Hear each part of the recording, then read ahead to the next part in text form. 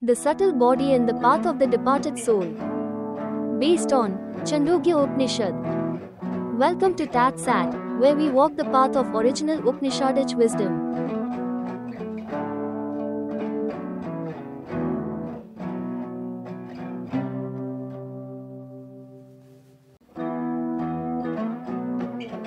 Today, we explore the journey of the soul after death, as revealed in the Chandogya Upanishad. Not imagined, not interpreted, just as it is. This body indeed withers and perishes, says the Upanishad. But that which sees, hears, thinks, knows, that is the self. And that self does not perish.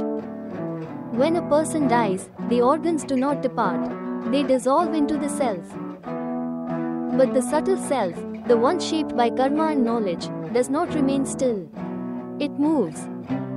The Upanishad describes two great paths, Devayana, the path of the gods. For those who possess true knowledge, Vidya, their subtle self ascends.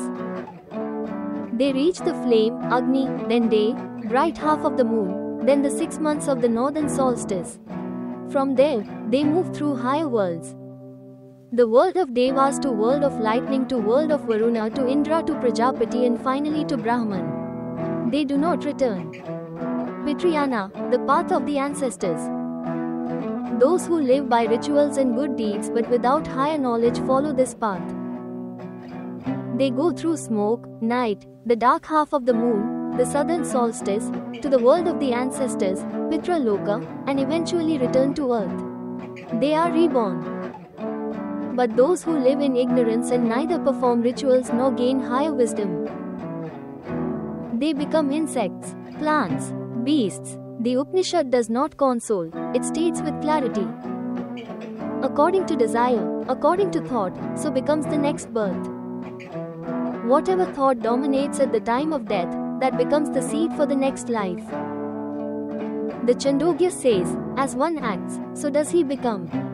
As one desires, so does one will. And as one wills, so does one act. And by action, he becomes. There is no divine reward or punishment, only cause and consequence. But for the knower, for the one who knows the self, who sees no duality, who says, I am not the body, nor mind, nor desire, there is no return.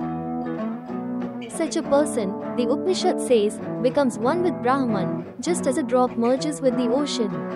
No motion, no rebirth, only stillness. This is not mythology, it is the oldest surviving science of the self.